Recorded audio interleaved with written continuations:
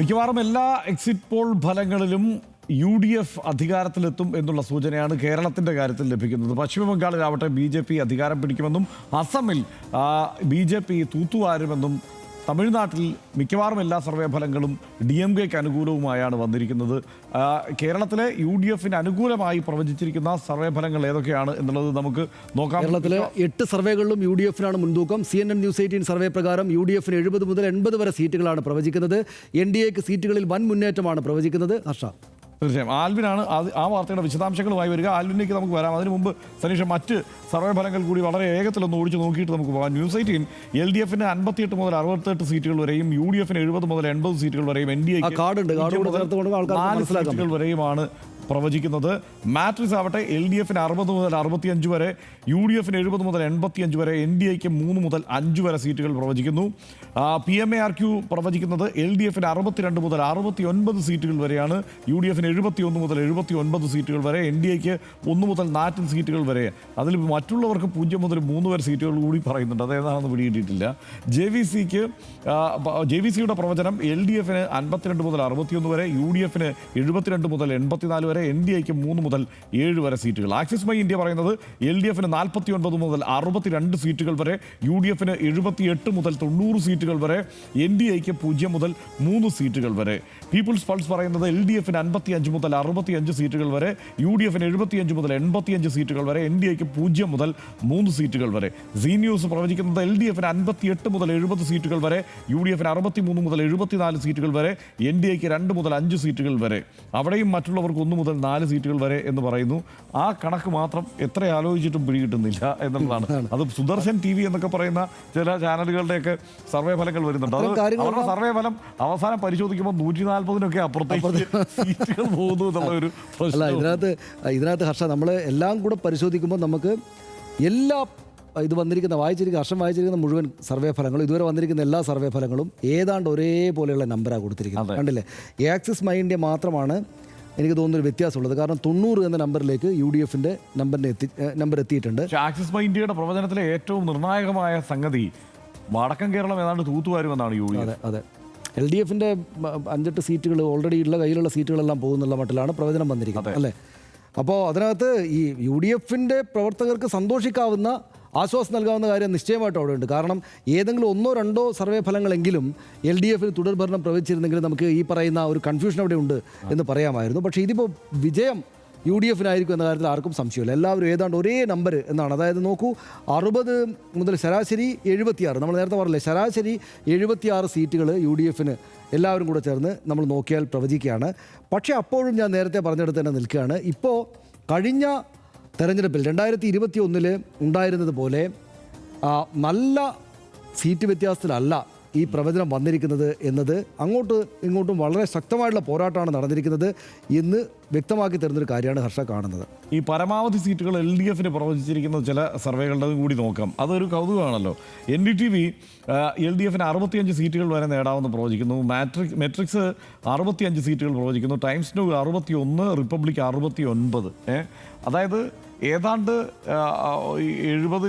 71-ലേക്ക് എത്താനായിട്ട് 2-3 സീറ്റുകൾ മാത്രം, അല്ലെങ്കിൽ 5-6 സീറ്റുകൾ മാത്രം മതി എന്ന് പറയുന്ന സർവേകൾ ഉണ്ട് എന്നുള്ളത് കൊണ്ടാണ് ഈ 4-ാം തീയതി എന്നത് ഏറ്റവും ഉദ്വേഗജനകമാകുന്നത്. അതെ, ഇതിനകത്ത് എനിക്ക് തോന്നുന്നു ആൽബിൻ നമ്മോടൊപ്പം ഉണ്ട്. ആൽബിൻ, എന്താണ് തോന്നുന്നത്? മുഴുവൻ സർവേ ഫലങ്ങളും വന്നു കഴിഞ്ഞു അല്ലേ?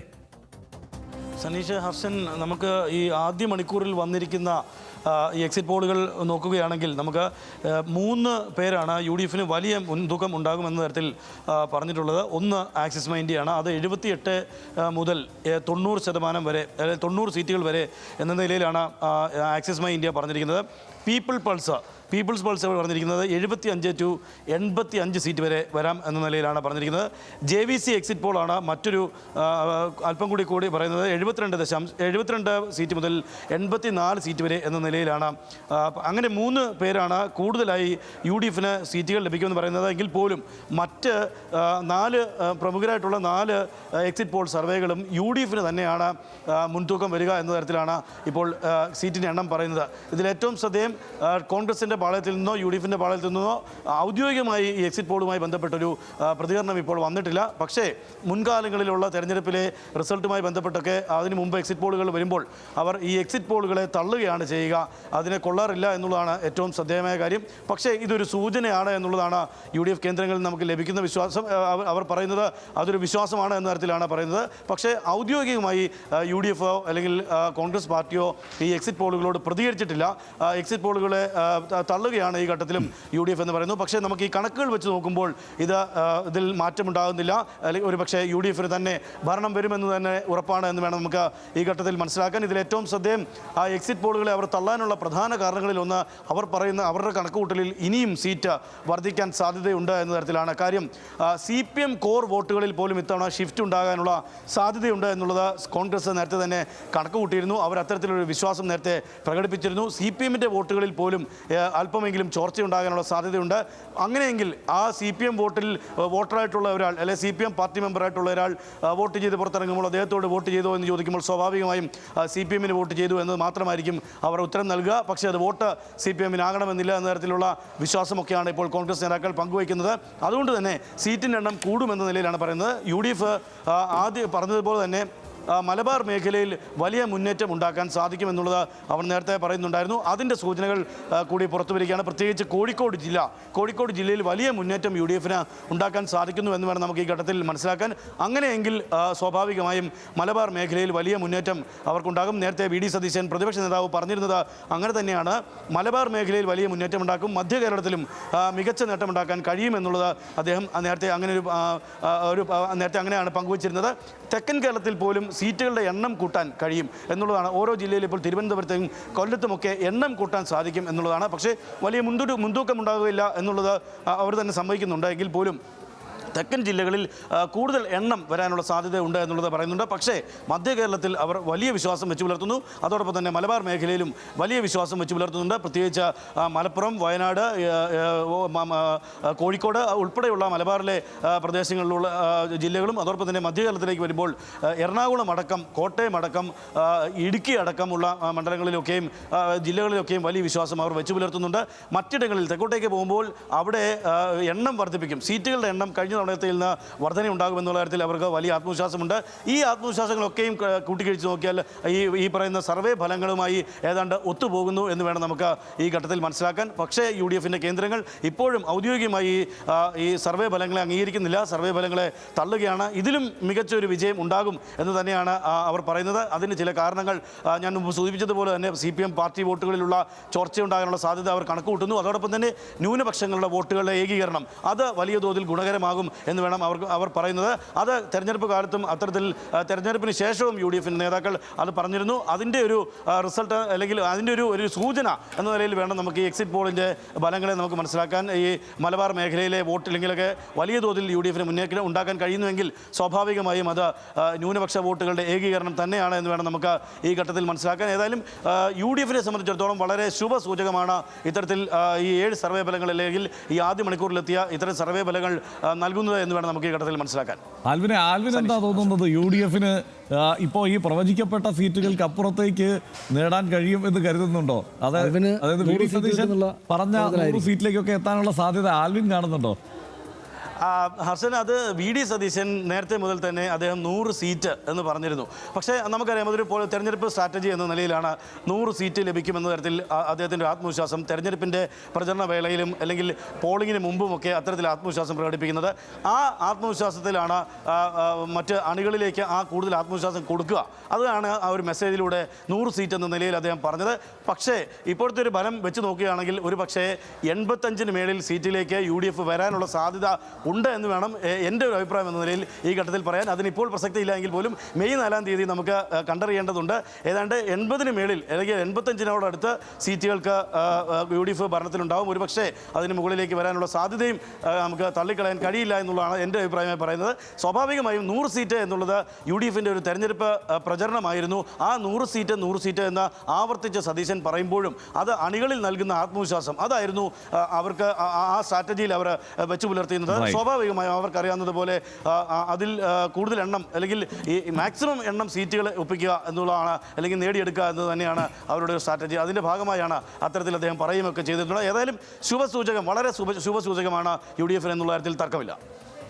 ഒരൊറ്റ സർവേയിൽ പോലും ഭരണ തുടർച്ച പ്രവചിക്കാനാവാത്തതോടെ മ്ലാനമാണ് LDFിന്റെ ക്യാമ്പ്. എക്സിറ്റ് പോളിലല്ല, ജനങ്ങളുടെ പോളിലാണ് വിശ്വാസമെന്ന പ്രതികരണമാണ് ഇടത് നേതാക്കൾ ഇപ്പോൾ നടത്തുന്നത്. വൻ തകർച്ച എക്സിറ്റ് പോൾ പ്രവചിക്കാത്തതും ഇടത് കേന്ദ്രങ്ങൾക്ക് പ്രതീക്ഷ നൽകുന്നുണ്ട്. അതിന്റെ വിവരങ്ങളുമായി അർജുൻ ഇപ്പോൾ നമുക്കൊപ്പം ചേരുന്നുണ്ട്. അർജുൻ, എങ്ങനെയാണ് ഇടത് കേന്ദ്രങ്ങൾ ഈ എക്സിറ്റ് പോളിനെ കാണുന്നത്?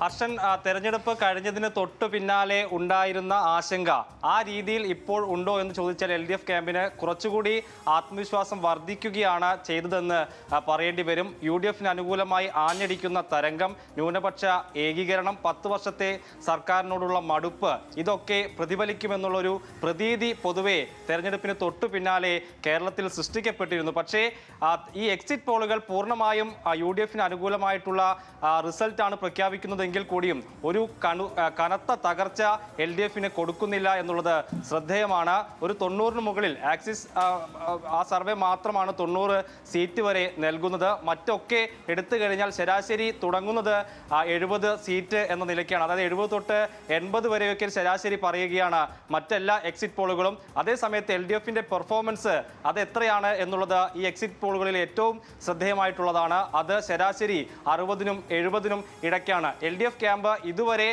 കണക്ക് കൂട്ടിയിരുന്നത് ഈ തരത്തിലുള്ള എണ്ണം തന്നെയാണ്. അതായത് ഒരു 39 സീറ്റുകളിലാണ് കഴിഞ്ഞ വട്ടം LDF 20,000-ന് മുകളിൽ സീറ്റുകൾ പിടിച്ചത്. അതിനോടൊപ്പം MLA-മാരുടെ ജനകീയത കൂടി ചേരുമ്പോൾ 60 സീറ്റ് എന്തായാലും ലഭിക്കും എന്നുള്ള കോൺഫിഡൻസ് LDF ക്യാമ്പിന് ഉണ്ടായിരുന്നു.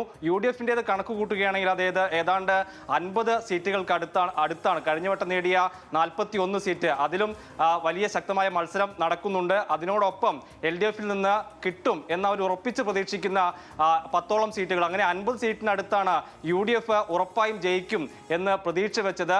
ഈ രണ്ടും ഒഴിച്ചു നിർത്തി കഴിഞ്ഞാൽ പിന്നെയുള്ളത് 30ഓളം സീറ്റുകളാണ്. അവിടെ എന്ത് നടക്കും, എന്തായിരിക്കും അവിടുത്തെ റിസൾട്ട് എന്നുള്ളതായിരിക്കും 4-ാം തീയതി ഏറ്റവും ശ്രദ്ധേയമാകാൻ പോകുന്നത്. അതായത് 110 സീറ്റുകളിലേക്ക് ഏറെക്കുറെ ആരായിരിക്കും എന്നുള്ള കാര്യത്തിൽ ഉറപ്പിച്ചു കഴിഞ്ഞു. അത് 60 സീറ്റ് LDF, 50 UDF എന്ന നിലയ്ക്ക് കാണുകയാണെങ്കിൽ ബാക്കി 30 സീറ്റ് LDFിന്റെ സിറ്റിംഗ് മണ്ഡലങ്ങളാണ്. അവിടെ എത്ര സീറ്റ് LDFിന് പിടിക്കാൻ കഴിയും എന്നുള്ളത് ആണ് ഈ കണക്കുകൂട്ടലുകളിൽ, എക്സിറ്റ് പോളുകളിൽ തട്ടി നിൽക്കുന്നതെന്ന് നമുക്ക് പറയേണ്ടി വരും. കാരണം 60 പറയുന്നു, 65, 68 വരെ LDFിന് പ്രതീക്ഷ വയ്ക്കുന്നു. 70-നടുത്ത് LDF, അതായത് കേവല ഭൂരിപക്ഷത്തിന് ഏറ്റവും അടുത്ത് LDF എത്തും എന്നുള്ള ഒരു കണക്കുകൂട്ടൽ എക്സിറ്റ് പോളുകൾ തന്നെ പറയുന്നു എന്നുള്ളത് ശുഭസൂചനയായി LDF ക്യാമ്പ് കരുതുകയാണ്. അതായത് 10 വർഷം കഴിഞ്ഞിട്ടും ആകെ തകർച്ചയിലേക്ക് പോകുന്ന തരത്തിലേക്ക് എക്സിറ്റ് പോളുകൾ പ്രവചിക്കപ്പെടുന്നില്ല എന്നുള്ളത് ശ്രദ്ധേയമാണ്. യാഥാർത്ഥ്യത്തിലേക്ക് അടുക്കുമ്പോൾ കുറെ കൂടി LDFിന് ആത്മവിശ്വാസം നൽകുന്ന നിലയിലേക്ക് കാര്യങ്ങൾ മാറുന്നു. നേരിയ ഭൂരിപക്ഷത്തിനെങ്കിലും ജയിക്കാം എന്നുള്ള വിലയിരുത്തലിലാണ് LDF ക്യാമ്പ് ഉള്ളത്. ശരി, റൈറ്റ്. സനീഷ്, വളരെ കൗതുകമുള്ള ഒരു വിവരം ഇപ്പോൾ പറഞ്ഞു പോകണമല്ലോ. ഈ ആക്സിസ് മൈ ഇന്ത്യയുടെ സർവേ പ്രകാരം തമിഴ്നാട്ടിൽ വിജയ് അധികാരത്തിലെത്തും, വിജയ് മുഖ്യമന്ത്രിയാവും. അങ്ങനെയാണ്. അതായത് 92 മുതൽ 110 സീറ്റുകൾ വരെയാണ് DMK സഖ്യത്തിന് അവിടെ നേടാൻ കഴിയുക. TVKക്ക് 98 മുതൽ 120 സീറ്റുകൾ വരെ നേടാൻ കഴിയും. AIDMK BJP സഖ്യം തകർന്നടിയും 22 മുതൽ 32 സീറ്റുകൾ വരെ നേടാൻ കഴിയൂ. അതാണ് അതിനകത്ത് നാം തമിഴർ 3% തകരും. അതായത് കഴിഞ്ഞ തവണ 10% അടുത്ത് ഉണ്ടായിരുന്ന നാം തമിഴർ തകരും.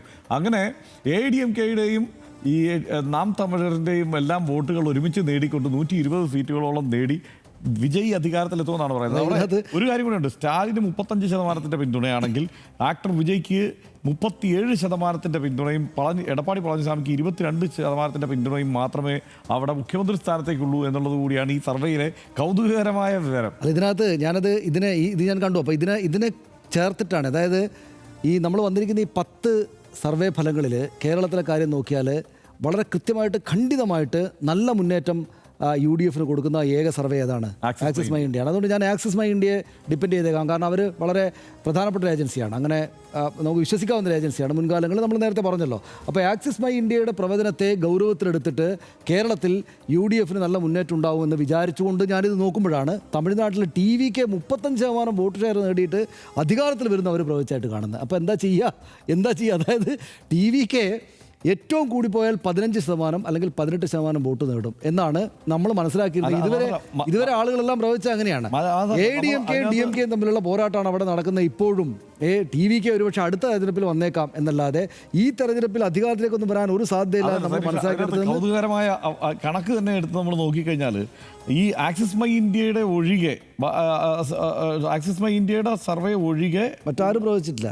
അല്ല, ആക്സിസ് മൈ ഇന്ത്യയുടെ ഒഴികെ സർവേകൾ എടുത്ത് പരിശോധിച്ചാൽ ആ കണക്കുകളൊന്നും നോക്കിക്കഴിഞ്ഞാൽ അത് വളരെ കൗതുകകരമായ ഒരു കണക്കാണ് തമിഴ്നാട്ടിലെ. അതായത് JVC ടൈംസ് നൗ പ്രവചിച്ചിരിക്കുന്നത് TVKക്ക് പരമാവധി 15 സീറ്റാണ്. PMARQ പ്രവചിച്ചിരിക്കുന്നത് പരമാവധി 26 സീറ്റാണ്. മാട്രിക്സ് പ്രവചിച്ചിരിക്കുന്നത് പരമാവധി 12 സീറ്റ്. അതുപോലെ സി വോട്ടർ പ്രവചിച്ചിരിക്കുന്നത് പരമാവധി 33 സീറ്റാണ്, മറ്റുള്ളവർക്ക് TVK ഉൾപ്പെടെ എന്നുള്ളത്. അതായത് പീപ്പിൾസ് പൾസ് പരമാവധി 24 സീറ്റ്. അങ്ങനെ പ്രവചിച്ചിരിക്കുമ്പോൾ മാത്രം ഈ പറയുന്ന 120 സീറ്റുകൾ പ്രവചിച്ചു. ഇപ്പോൾ പറഞ്ഞ ഇത് വെച്ച് നോക്കുകയാണെങ്കിൽ മറ്റെല്ലാ സർവേ ഫലങ്ങളും ഏറ്റവും കൂടിയാൽ പ്രവചിച്ചത് 33 സീറ്റാണ്. പക്ഷേ ആക്സിസ് മൈ ഇന്ത്യ 120 സീറ്റ് വരെ പ്രവചിച്ചിരിക്കുകയാണ്. എനിക്ക് തോന്നുന്നു ER രാഗേഷിലേക്ക് പോയാൽ കുറെ കൂടെ വിശദമായിട്ട് തമിഴ്നാട്ടിലെ സർവേ ഫലങ്ങളുടെ വിവരങ്ങൾ കിട്ടും. അപ്പോൾ എൻ്റെ പ്രശ്നം തമിഴ്നാട്ടിലേത് മാത്രമല്ല. എൻ്റെ പ്രശ്നം ഇത് തമിഴ്നാട്ടിലേത് മാത്രമല്ല, ഇതാണ് ഈ ആക്സിസ് മൈ ഇന്ത്യയാണ് ഇവിടെ ഏറ്റവും കൂടുതൽ UDFന് പ്രവചിച്ചിരിക്കുന്നത്. അത് കണക്കിലെടുത്തേക്കാം, ഗൗരവത്തിലെടുത്തേക്കാം എന്ന് കാണുമ്പോഴാണ് നമ്മൾ കാണുന്നത് UDF ആണ് അധികാരത്തിൽ വരികയെങ്കിലും UDF ആണ് അധികാരത്തിൽ വരികയെങ്കിലും പിണറായി വിജയനാണ് VD സതീശനേക്കാൾ കൂടുതൽ ജനപിന്തുണയുള്ളതെന്ന് അതിനകത്ത് കാണുന്നത്. അപ്പോൾ കൺഫ്യൂഷൻ ആയിട്ട് നമ്മൾ തമിഴ്നാട്ടിലേക്ക് നോക്കുമ്പോൾ സനീഷ് TVK അങ്ങനെ തള്ളിക്കളയാൻ പറ്റുകയില്ല അവിടെ. കാരണം അത്ഭുതം സൃഷ്ടിച്ചുകൊണ്ട് ഒരുപക്ഷെ TVK മുന്നോട്ട് വന്നേക്കാം എന്ന് പറയപ്പെടുന്നു. അങ്ങനെ ഒരു കാരണം അതായത് അവിടുത്തെ ഇന്റലിജൻസ് വിഭാഗത്തിൽ തന്നെ രണ്ടഭിപ്രായം ഉണ്ടെന്നൊക്കെയുള്ള വാർത്തകളും ചർച്ചകളും ഒക്കെ നേരത്തെ നമ്മൾ അപ്പോൾ അങ്ങനെ വേണമെങ്കിൽ TVK മുന്നോട്ട് വരാം. കാരണം MGR വന്നതുപോലെ ഒരു വലിയ വരവ് TVK ഇതാ വരുന്നു, വിജയ് വരുന്നു, ഒരുപക്ഷെ അങ്ങനെ മുന്നേറിയേക്കാം. എന്താണ് ഈ സംഭവിക്കുന്നതെന്ന് അറിയില്ല. സൂരാവലി കാറ്റുപോലെ ഇങ്ങനെ വിജയ് വരികയാണ് എന്നൊക്കെയുള്ളത് അവിടെ ചർച്ച ചെയ്യപ്പെട്ടിട്ടുണ്ട്. കാരണം ഇതുവരെ വിജയ് രാഷ്ട്രീയത്തിൽ വന്നു, കമലഹാസൻ രാഷ്ട്രീയത്തിൽ വന്നു, രജനികാന്ത് വരുമെന്ന് പറഞ്ഞ് കുറച്ച് കാര്യങ്ങളൊക്കെ ആയിട്ട് മുൻപോട്ട് പോയി, ശിവാജി ഗണേശൻ വന്നു, എത്രയെത്ര നടന്മാർ വന്നു. MGR വന്നതുപോലെ വേറെ ആർക്കും വരാൻ കഴിഞ്ഞിട്ടില്ല. അതിനുശേഷം ഇങ്ങോട്ട് വിജയ് വന്നപ്പോൾ കണ്ട ആരവം പോലെ മറ്റാർക്കും ഒരു ആരവം ഉണ്ടാക്കാൻ കഴിഞ്ഞിട്ടില്ല. ഇനി എന്താണ് സംഭവിക്കാൻ നമുക്ക് പറയാൻ കഴിയും. ഇതിനകത്തേക്ക് രാകേഷിലേക്ക് പോകുന്നതിന് മുമ്പ് ഒരു കാര്യം ഞാൻ പറയാം. അതായത് ഹിന്ദു പത്രത്തിൽ കഴിഞ്ഞ ദിവസം വന്ന ലാസ്റ്റ് ഡേയിൽ വന്ന ഒരു ലേഖനത്തിൽ MGR വിജയ് എന്നുള്ള ഈ ദ്വന്ദ്വത്തെ പരിശോധിക്കുന്നുണ്ട്. അപ്പോൾ അതിനകത്ത് അവർ ചൂണ്ടിക്കാണിക്കുന്ന ഏറ്റവും പ്രധാനപ്പെട്ട കാര്യം MGR സത്യത്തിൽ ഈ ഒറ്റയടിക്ക് വിജയ് വരുന്ന പോലെയല്ല വന്നത്. അതായത് MGR നേരത്തെ തന്നെ അവിടുത്തെ രാഷ്ട്രീയ സംവിധാനത്തിൻ്റെ ഭാഗമാണ്. രാഷ്ട്രീയ ചർച്ചകൾ വർഷങ്ങളോളം നിന്നിട്ടാണ് അദ്ദേഹം പിന്നീട് ഈ വരവാണല്ലോ അദ്ദേഹത്തെ രാഷ്ട്രീയത്തിൽ കൈപിടിച്ച് നടത്തിയത്. അപ്പോൾ അദ്ദേഹത്തിന് അതിനു മുമ്പ് കുറേ വർഷങ്ങളുണ്ട്. പക്ഷേ വിജയ് അങ്ങനെയല്ല, ഒറ്റ വരവ് വരികയാണ്. ഹർഷൻ പറഞ്ഞ ഒരു കാര്യം വളരെ കൃത്യമാണ്, നമുക്കറിയില്ല എന്താ സംഭവിക്കുന്നത്. അതായത് ഇത് ഒറ്റ വരവ് വന്ന് പിന്നെ ഈ ADMK അവരുടെ പ്രതാപകാലത്തല്ല ഉള്ളത്.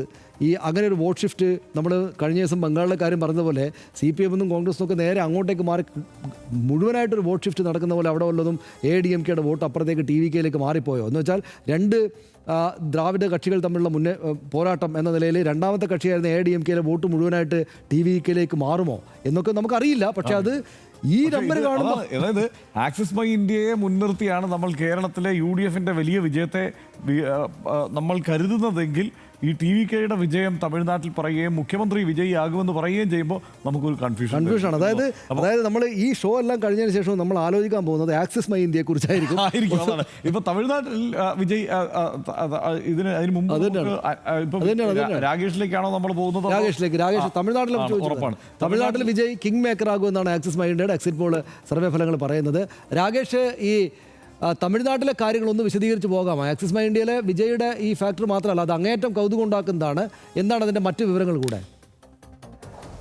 സനീഷ്, ഏതാണ്ട് 10 സർവേകൾ, എക്സിറ്റ് പോളുകൾ തമിഴ്നാട് തെരഞ്ഞെടുപ്പുമായി ബന്ധപ്പെട്ട് പുറത്തു വന്നു. പക്ഷേ അതിൽ ഏതാണ്ട് 7 സർവേകൾ DMK സഖ്യം സ്റ്റാലിന് തുടർഭരണമാണ് പ്രവചിക്കുന്നത്. 2 സർവേകൾ ടൈംസ് നൗ JVC സർവേയും ഒപ്പം തന്നെ CNN News 18 സർവേയുമാണ് ADMK സഖ്യം അധികാരം പിടിക്കുമെന്ന് പ്രവചിക്കുന്നത്. പക്ഷേ ഇതിൽ നിന്നെല്ലാം വ്യത്യസ്തമാണ് ആക്സിസ് മൈ ഇന്ത്യയുടെ സർവേ. അതായത് വിജയ് ഒരു കിങ് മേക്കർ ആകുന്നു, വിജയ് ഒരുപക്ഷെ അധികാരം പിടിച്ചേക്കാം എന്ന് പോലും ആക്സിസ് മൈ ഇന്ത്യ സർവേ പറയുന്നുണ്ട്. കാരണം 98 മുതൽ 120 120 വരെ സീറ്റുകളാണ് TVKക്ക് പറയുന്നത്. DMK സഖ്യത്തിനും അത്ര തന്നെ സീറ്റുകൾ 92 മുതൽ 120 സീറ്റുകൾ വരെ DMK സഖ്യവും നേടിയേക്കാമെന്ന് പറയുന്നുണ്ട്. ADMKയുടെ കാര്യം 22 മുതൽ 32 വരെ സീറ്റുകളാണ് പറയുന്നത്. ഇനി വോട്ട് ഷെയർ നോക്കുകയാണെങ്കിൽ പോലും DMKക്കും TVKക്കും 35% വോട്ടുകളാണ് പറയുന്നത്. രണ്ട് കാര്യത്തിൽ വിജയ് ഇവിടെ ഏറ്റവും പ്രധാനമാകുന്നുണ്ട്. ഒന്ന്, 120 സീറ്റുകൾ ഈ പറയുന്നത് പോലെ വിജയ് നേടുകയാണെങ്കിൽ വിജയ്ക്ക് അവിടെ സർക്കാർ രൂപീകരിക്കാം. കാരണം 118 സീറ്റുകളാണ് കേവല ഭൂരിപക്ഷത്തിന് വേണ്ടത്. 98 സീറ്റുകൾ വിജയ് നേടുകയാണെങ്കിൽ തീർച്ചയായും വിജയ്ക്ക് അവിടെ സർക്കാരിൽ വലിയ സ്വാധീനം ചെലുത്താൻ കഴിയും. വേണമെങ്കിൽ ADMKയുടെ പിന്തുണയോടുകൂടി സർക്കാർ ഉണ്ടാക്കാം നിലയിലേക്ക് പോലും കാര്യങ്ങൾ എത്തിച്ചേരും. അങ്ങനെ ഒരു സർവേ ആണ് ഇപ്പോൾ ഏതായാലും ആക്സിസ് മൈ ഇന്ത്യ പ്രവചിക്കുന്നത്. നേരത്തെ BJPക്ക് പോലും വിജയെ ഒപ്പം ചേർക്കാൻ അവസാന നിമിഷം അത്തരം ആലോചനകളൊക്കെ ഉണ്ടായിരുന്നു. എടപ്പാടി പളനിസ്വാമിയാണ് TVK വേണ്ട എന്നൊരു നിലപാടൊക്കെ തന്നെ കൈക്കൊള്ളുകയും ചെയ്തത്. അങ്ങനെയെങ്കിൽ തമിഴ്നാട് രാഷ്ട്രീയത്തിൽ വലിയ മാറ്റങ്ങൾക്ക് വിധേയമാകുന്ന ഒരു തെരഞ്ഞെടുപ്പ് പോലമായിരിക്കും ഇത്തവണത്തേത് എന്ന കാര്യത്തിൽ സംശയമില്ല. പക്ഷേ ഇത്രയും വലിയൊരു വിജയം പ്രവചിക്കുന്ന ഏതായാലും ആക്സിസ് മാത്രമാണെന്ന് കൗതുകകരമാണ്. കാരണം ഇത് കഴിഞ്ഞാൽ ഏറ്റവും കൂടുതൽ സീറ്റുകൾ പ്രവചിക്കുന്നത് PMarkന്റെ സർവേയിലാണ്. അതിൽ 16 മുതൽ 26 വരെ സീറ്റുകൾ അവർ നൽകുന്നു. അതാണ് പരമാവധി സീറ്റുകൾ മറ്റ് സർവേകൾ നോക്കുകയാണെങ്കിൽ നൽകുന്നത്. പക്ഷേ അതിൽ നിന്നെല്ലാം വ്യത്യസ്തമായ ഒരു കണക്കാണ് ഇപ്പോൾ ഏതായാലും ആക്സിസ് മൈ ഇന്ത്യ പ്രവചിച്ചിരിക്കുന്നത്. രാകേഷ്, എനിക്ക് ഒരു കാര്യം കൂടെ രാകേഷ് അറിയണം. അതായത് ഈ ഘട്ടത്തിൽ നമ്മുടെ കാഴ്ചക്കാർക്ക് ഈ ആക്സിസ് മൈ ഇന്ത്യ എന്ന സർവേ ഏജൻസി എത്രത്തോളം വിശ്വാസമുണ്ടാക്കാവുന്ന ഏജൻസിയാണെന്ന് തോന്നലുണ്ടാകും, ആരാണ് അവരെന്ന തോന്നലുണ്ടാകും, അതറിയാൻ ആഗ്രഹമുണ്ടാകും. പ്രത്യേകിച്ച് കേരളത്തിൽ ഇങ്ങനെ വളരെ കൃത്യമായിട്ട് UDF വൻ മുന്നേറ്റം അവർ പ്രവചിച്ചിരിക്കുന്നു. തമിഴ്നാട്ടിൽ ഇങ്ങനെ വളരെ വ്യത്യസ്തമായിട്ടുള്ള വിജയുടെ മുന്നേറ്റം, വിജയ് ഭരണത്തിൽ തന്നെ വന്നേക്കാം എന്ന പ്രവചനം നടത്തിയിരിക്കുന്നു. പിണറായി വിജയനെ ഈ VD സതീശിനേക്കാൾ കൂടുതൽ ജനപിന്തുണയുണ്ട് എന്ന് UDF ഭരണമുണ്ടാകുമെന്ന് പ്രവചിച്ചപ്പോൾ തന്നെ പ്രവചിച്ചിരിക്കുന്നു. അപ്പോൾ ആക്സിസ് മൈ ഇന്ത്യ നമ്മളെ തെരഞ്ഞെടുപ്പ് സർവേ ഫലങ്ങളെക്കുറിച്ച് കേൾക്കുന്ന കാലം തൊട്ട് കേൾക്കുന്നൊരു പേരാണ്. എനിക്ക് തോന്നുന്നു രാകേഷിന് ചില പഴയകാല തെരഞ്ഞെടുപ്പുകളുടെ ഓർമ്മകൾ കൂടെ ഇവരുടെ പ്രവചനം ശരിയായതും തെറ്റായതുമായിട്ട് ഓർമ്മയുണ്ടെങ്കിൽ അതുകൂടെ ചേർത്ത് പറഞ്ഞാൽ നന്നായിരിക്കും.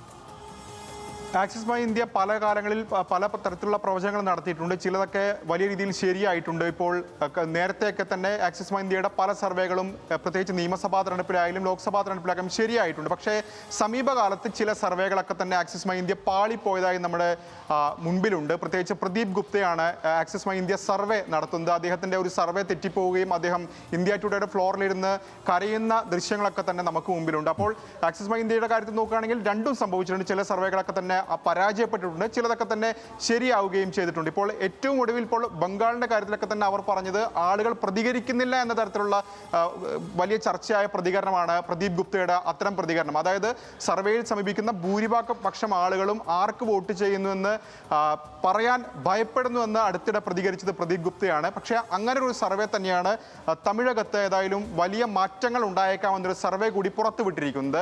കാരണം മറ്റ് സർവേകളൊക്കെ നോക്കുകയാണെങ്കിൽ സ്വാഭാവികമായും നമുക്ക് DMKക്ക് വലിയ ഒരു എഡ്ജ് ഈ തെരഞ്ഞെടുപ്പിന്റെ ആദ്യഘട്ടങ്ങൾ ഉണ്ടായിരുന്നെങ്കിൽ പ്രചാരണം അവസാനിക്കുമ്പോൾ തമിഴ് വികാരമൊക്കെ തന്നെ സ്റ്റാലിൻ ആളി കത്തിക്കുന്ന കണ്ടതാണ്. അതിനോട് ശരിവെക്കുന്ന തരത്തിലുള്ള ഒരു സർവേയാണ് മറ്റിടങ്ങളിൽ അല്ലെങ്കിൽ മറ്റ് ഏജൻസികളൊക്കെ പുറത്തുവിട്ടെങ്കിൽ അതിൽ നിന്നെല്ലാം വ്യത്യസ്തമായി ആണ് ഇപ്പോൾ ഏതായാലും ആക്സിസ് മൈ ഇന്ത്യ തമിഴ്നാട്ടിൽ TVK ഏറ്റവും വലിയ ഒറ്റക്കക്ഷിയാകുമെന്ന് പറയുന്നത്. തീർച്ചയായും അത് വലിയ രീതിയിൽ ചർച്ചയാകുന്ന ഒരു സർവേ ആണെന്ന കാര്യത്തിൽ സംശയമില്ല. പ്രത്യേകിച്ച് അതിൻ്റെ വോട്ടിംഗ് പാറ്റേൺ അല്ലെങ്കിൽ വോട്ട് നിലയൊക്കെ നോക്കുകയാണെങ്കിൽ ADMK എന്ന് പറയുന്ന പാർട്ടിയെ അപ്പാടെ TVK വിഴുങ്ങും എന്നൊരു സൂചന തന്നെയാണ് ആക്സിസ് മൈ ഇന്ത്യയുടെ സർവേ നൽകുന്നത്. ഏതായാലും ആക്സിസ് മൈ ഇന്ത്യയുടെ കാര്യത്തിൽ നോക്കുകയാണെങ്കിൽ ചില സർവേകളൊക്കെ തന്നെ ചില കാലങ്ങളിലൊക്കെ തന്നെ വളരെ ശരിയായ രീതിയിൽ അവർ പ്രയോഗിച്ചിട്ടുണ്ട്. പക്ഷേ സമീപകാലത്ത് നോക്കുകയാണെങ്കിൽ ഏത് തെരഞ്ഞെടുപ്പാണെന്ന് കൃത്യമായി ഓർക്കുന്നില്ല. അദ്ദേഹം ഇന്ത്യ ടുഡേയുടെ ഫ്ലോറിൽ ഇരുന്നുകൊണ്ട് കരയുന്ന ദൃശ്യങ്ങളൊക്കെ തന്നെ വലിയ തോതിൽ സാമൂഹ്യ മാധ്യമങ്ങളൊക്കെ തന്നെ അന്ന് വൈറലായതുമാണ്. സനീഷ്, അത് ശരിയാണ്, എനിക്ക് ഓർമ്മയുണ്ട്. ഏത് തെരഞ്ഞെടുപ്പാണെന്ന് ഇപ്പോൾ പെട്ടെന്ന് ഓർമ്മ വരുന്നില്ല. പക്ഷെ അത് വലിയ സംഭവമായിരുന്നു. അതായത് പ്രവചനം അപ്പാടെ തെറ്റി,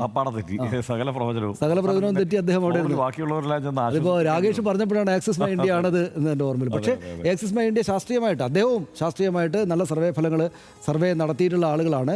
ഈ സർവേ ഫലങ്ങൾ തെറ്റിപ്പോകുന്ന വെച്ചാൽ സർവേ അന്തിമമായിട്ടുള്ള വിധിയല്ലല്ലോ, സ്വാഭാവികമായിട്ടും തെറ്റിപ്പോകാം. പക്ഷേ ഇതിനകത്ത് ഈ തമിഴ്നാട് കൂടെ വന്ന് കൗതുകങ്ങളെല്ലാം കിടക്കുന്ന ആക്സിസ് മൈ ഇന്ത്യയുടെ സർവേ ഫലത്തിലാണ്. UDF വൻ മുന്നേറ്റമാണ് മലബാറിൽ എന്നുള്ളത്. നമുക്ക് തിരിച്ച് കേരളത്തിലേക്ക് വരാം. പ്രത്യേകിച്ച് കോഴിക്കോട് ജില്ലയിൽ പ്രവചിക്കപ്പെടുന്നത്. 2.5 പതിറ്റാണ്ടായി കോൺഗ്രസിന് MLA ഇല്ലാത്ത കോഴിക്കോട് ഇത്തവണ വലിയ പ്രതീക്ഷയിലാണ് നേതൃത്വം. എക്സിറ്റ് പോൾ ഫലങ്ങളും നൽകുന്ന സൂചന കോൺഗ്രസ് മുന്നേറ്റമാണ്. പ്രസാദ് ഉടുമ്പിശ്ശേരി ചേരുന്നുണ്ട് അതിൻ്റെ വിശദാംശങ്ങളുമായി. പ്രസാദ്, 2 കാരണങ്ങളാണ് മുമ്പേ പറഞ്ഞു കേട്ട കാരണങ്ങൾ, 3 കാരണങ്ങൾ അതങ്ങനെ പറയാമല്ലോ. ഒന്നാമത്തെ കാരണം അവിടെ ഷാഫി ഫാക്ടർ പ്രവർത്തിക്കുന്നു എന്നുള്ള ഒരു ചർച്ചയായിരുന്നു. 2 ന്യൂനപക്ഷ വോട്ടുകളുടെ, പ്രത്യേകിച്ച് മുസ്ലിം വോട്ടുകളുടെ കൺസോൾട്ടേഷൻ ഉണ്ടാകും എന്നുള്ളതായിരുന്നു. ആ ചർച്ച മുഴുവൻ ഉയർന്നതും പിന്നീട് കേരളത്തിൽ ചർച്ചയായതും കോഴിക്കോട് ജില്ലയിൽ നിന്നാണ്. മൂന്നാമത്തെ കാര്യം ഇടതുമുന്നണിയുടെ സ്ഥാനാർത്ഥി നിർണയത്തിലെ പാളിച്ചയായിരുന്നു. ഇങ്ങനെ 3 ഘടകങ്ങൾ അവിടെ പ്രവർത്തിക്കുന്നുണ്ട് എന്നുള്ള ചർച്ചയുണ്ടായിരുന്നു. അതിൻ്റെ സൂചന ഈ എക്സിറ്റ് പോളുകളിൽ നിന്ന് മനസ്സിലാക്കാൻ കഴിയുന്നുണ്ടോ?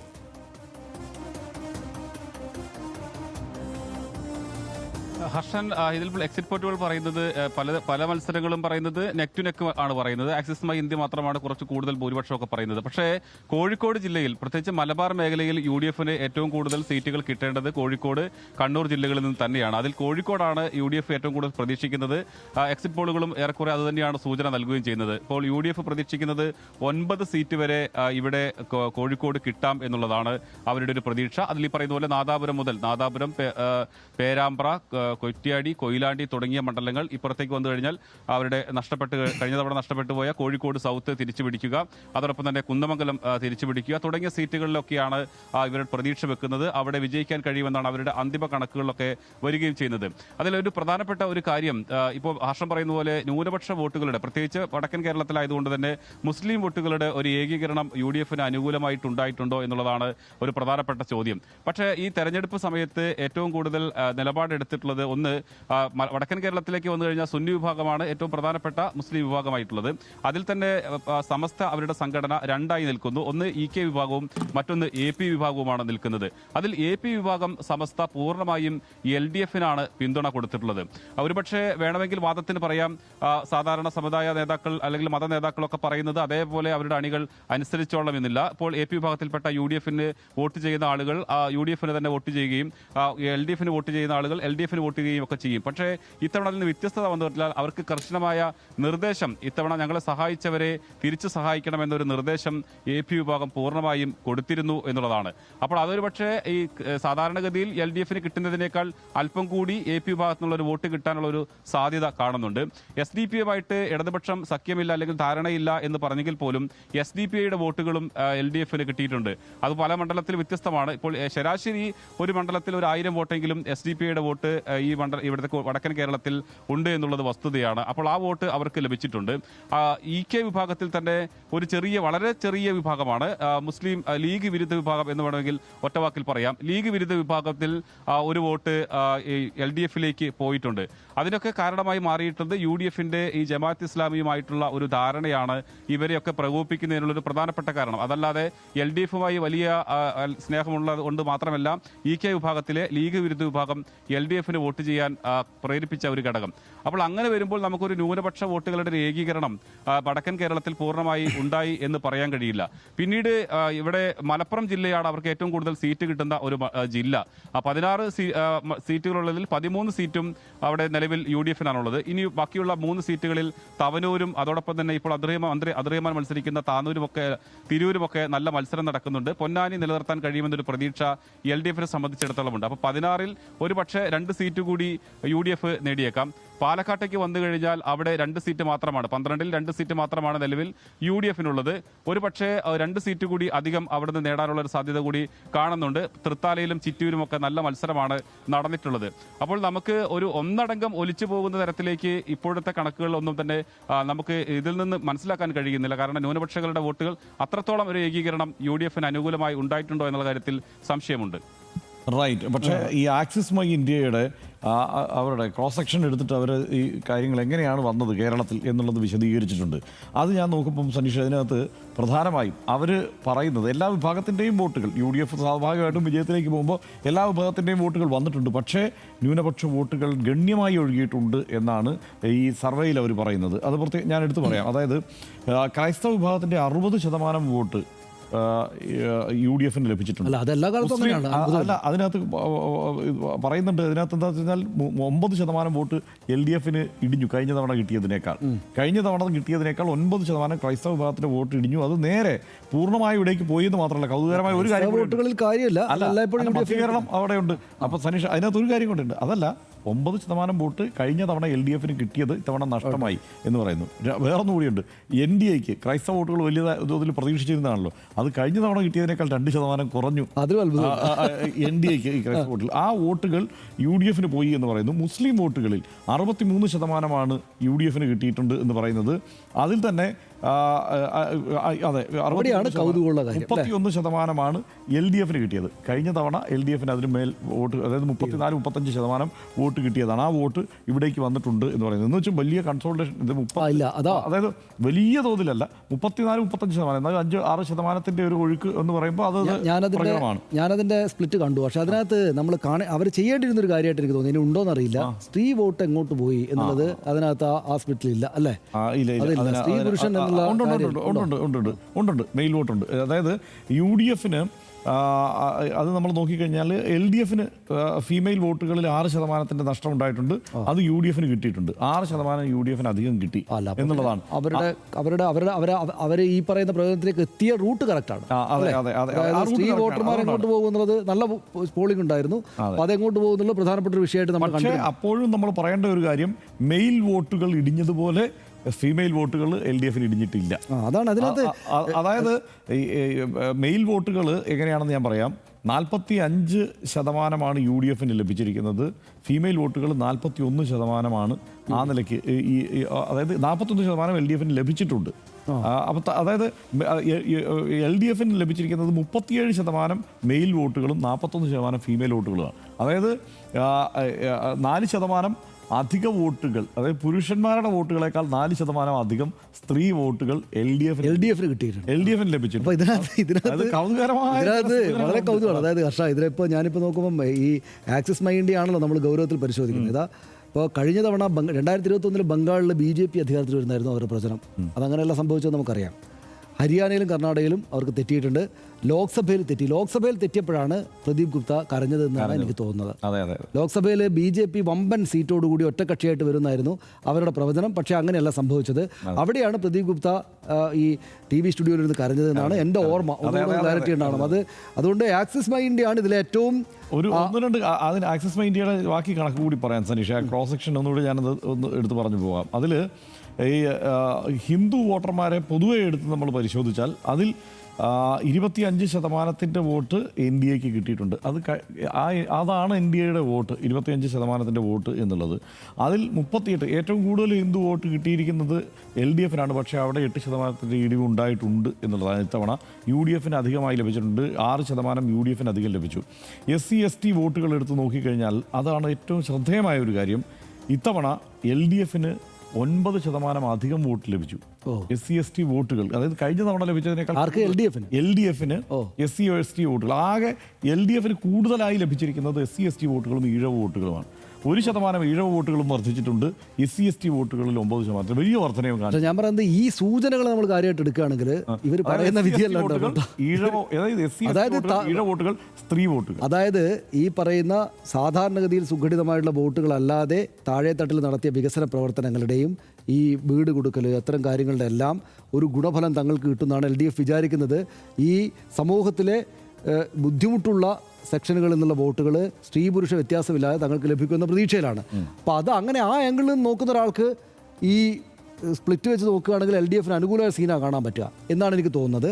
ഇതിനകത്ത് 2 കാര്യങ്ങളുണ്ട്. പക്ഷേ നമുക്ക് ഒരു ഇടവേളയിലേക്ക് പോകുന്നതിന് മുമ്പ് ഇങ്ങനെ തന്നെയാണ് സംഭവിക്കുന്നതെങ്കിൽ, ഈ പറയുന്ന 10 സർവേ ഫലങ്ങളും പറയുന്ന പോലെ UDF ആണ് അധികാരത്തിലേക്ക് വരുന്നതെങ്കിൽ, ഈ ആക്സിസ് മൈ ഇന്ത്യയുടെ കാര്യം മാറ്റിവെച്ചാൽ ഏതാണ്ട് അതിശക്തമായിട്ടുള്ളൊരു പ്രതിപക്ഷവും കൂടെ ഉണ്ടാകുന്ന ഒരു തെരഞ്ഞെടുപ്പായിരിക്കും, ഒരു വിധിയായിരിക്കും വരുന്നത് എന്ന കാര്യത്തിൽ യാതൊരു സംശയമില്ല. അതല്ല, ഇവരുടെ പ്രവചനം മൊത്തത്തിൽ ഇതൊരു പ്രവചനം മാത്രമാണ്, എന്നാലും ജനവിധി പെട്ടിക്കകത്ത് കിടക്കുകയാണ്, 4-ാം തീയതി തന്നെ അത് മനസ്സിലാവൂ എന്ന ഒരു കാര്യം വെച്ചിട്ട് നമ്മളിതിനെ സംശയത്തോടെ സമീപിച്ചാൽ ഇപ്പോഴും LDF ഒരുപക്ഷെ അധികാരത്തിൽ തുടർ ഭരണവുമായിട്ട് വന്നേക്കാം എന്ന സീന് നിഷേധിക്കുന്ന ഒരു കാര്യം അതിനകത്തില്ല. Vote base നഷ്ടപ്പെട്ടില്ല ഇടതുമുന്നണിക്ക്. അപ്പോൾ ഇതിൻ്റെ കണക്ക് നോക്കിക്കഴിഞ്ഞാൽ എങ്ങനെയാണ് വോട്ട് ബേസ്, അതിന് ശതമാനക്കണക്കിൽ വലിയ നഷ്ടമില്ല.